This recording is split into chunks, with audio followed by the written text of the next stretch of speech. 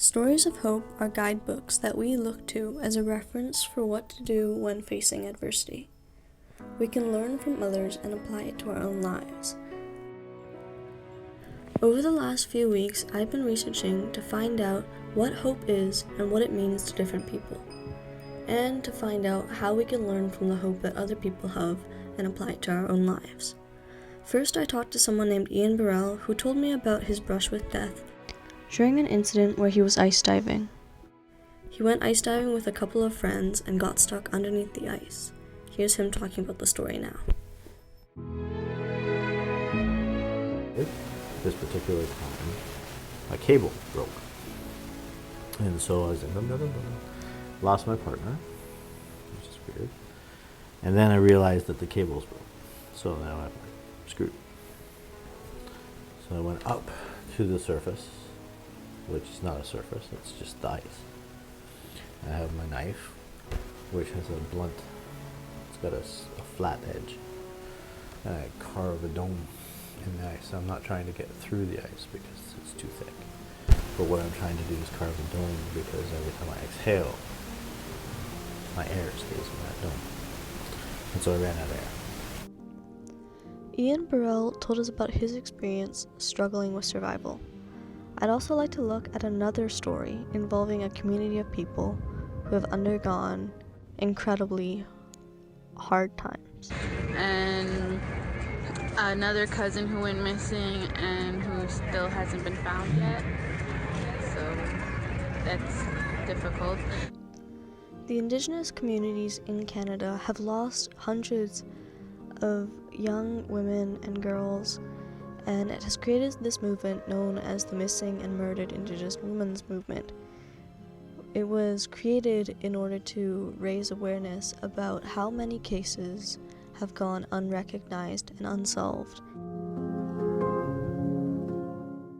As much as we may learn about the cases and stories, there's not much we can do about understanding the resilience and determination needed in order to get through times of adversity and obstacle until we've gone through something similar. You know, you're spun and you're dizzy, your fingers are all blue and stuff. Also, you're partially hypothermic, but that passes pretty quick. It's the feelings of loss, hopelessness, fear that don't pass very quickly. So when does it pass, if ever? When does the hope come in to save you? And so I'm breathing just almost half carbon dioxide at this stage, so I'm getting very dizzy and blurry. But I feel the rope across my legs, and so does he, so he finds me. Ian talked more about his experiences with diving, and he mentioned that even after the incident, he never stopped diving, because by continuing to do something that he loved and not letting a certain moment take that love away from him, he was able to overcome his fear and find hope. For missing and murdered Indigenous women, a moment of hope came about with the creation of the Red Dress movement, which was a movement created by a Métis artist from Winnipeg, and it helped to raise awareness about the situations and the cases involving murdered and missing Indigenous women, and allowed people to push more and more for awareness and for change. And so for murdered and missing Indigenous women, the hope isn't over. It's a continued movement to stop and to create change. It means a lot. It impacts what we're trying to stand for, right? And moving forward with our lives.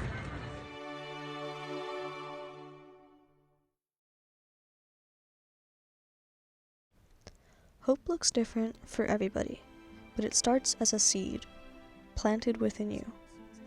It starts small, and when you nurture it, it blossoms into resilience and the ability to keep going.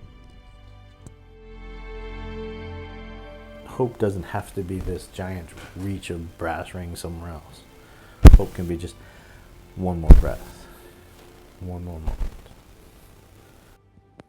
Stories of hope are guidebooks that we look to when facing adversity, because it teaches us how other people nurture their hope, so that we can learn how to nurture our own hope and turn it into something beautiful, where we grow as people.